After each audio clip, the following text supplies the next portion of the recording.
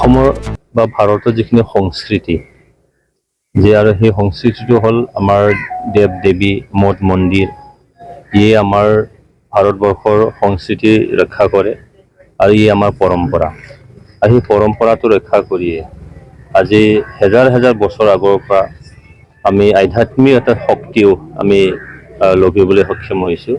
ঠিক তেনেদৰে যোৱা নিৰ্বাচনৰ আগে আগে আমাৰ যিখিনি সংস্কৃতি সেই সংস্কৃতি ৰক্ষা কৰি আমাৰ যিখিনি পৰম্পৰা সেই পৰম্পৰাটো ৰক্ষা কৰি মই কিছুমান মঠ মন্দিৰত দৰ্শন কৰিছিলোঁ আৰু আমাৰ দেৱ দেৱীসকলৰ এটা আশীৰ্বাদ মই বিচাৰিছিলোঁ আৰু সেই আশীৰ্বাদ আৰু এই আশীৰ্বাদে আমাৰ ভোটাৰ ৰাইজ জনসাধাৰণৰ মন মগজুত নিশ্চয়কৈ UPPৰ পক্ষত আমাৰ পক্ষত মোৰ পক্ষত নিশ্চয় ভোটদান কৰাইছিলে আৰু সেয়েহে আজি জিকি যোৱাৰ পিছত কোকৰাঝাৰ যিবোৰ মঠ মন্দিৰবোৰ আছে সেইটোত মই আকৌ পৰিদৰ্শন কৰিছোঁ।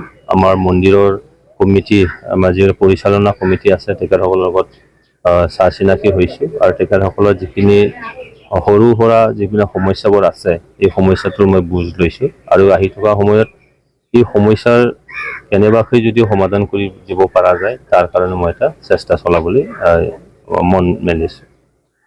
সাম্প্ৰতিক ৰাজনৈতিক পৰিৱেশৰ বিষয়ে আপুনি কি ক'ব যিটো একত্ৰিত কৰাৰ কথা যিটো চৰ্চা চলি আছে?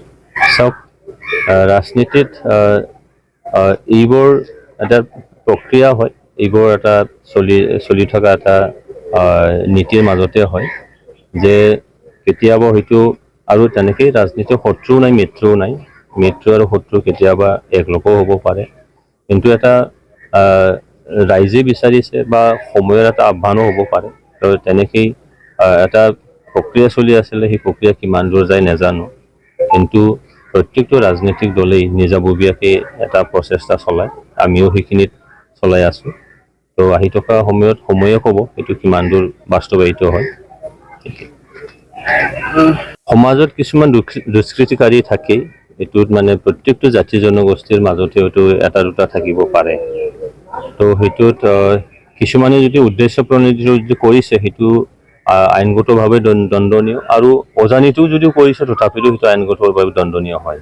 সেইকাৰণে আমাৰ আইন এটা আছে, এই আইন এটা আছে, সেই আইনৰ মাজত এইখিনি আমি নিশ্চয়কৈ আইনৰ গদ্দিত আনি সেই দুষ্কৃতিকাৰীসকলক মানে শাস্তি দিব লাগে আৰু শাস্তি পোৱাটো উচিত, কিয়নো আমাৰ ভাৰতৰ সংস্কৃতি ভাৰতৰ পৰম্পৰা এইবোৰ ঠাই নাপায় আৰু অইন দেশৰ মানে পৰম্পৰা তেখেতসকলৰ যিখিনি সংস্কৃতি সেইটো থাকিব পাৰে, কিন্তু ভাৰতবৰ্ষৰ যিখিনি সংস্কৃতি অসমৰ যিখিনি সংস্কৃতি বা পৰম্পৰা সেই বস্তুটো কেতিয়াও আমি ঠাই দিব নোৱাৰোঁ।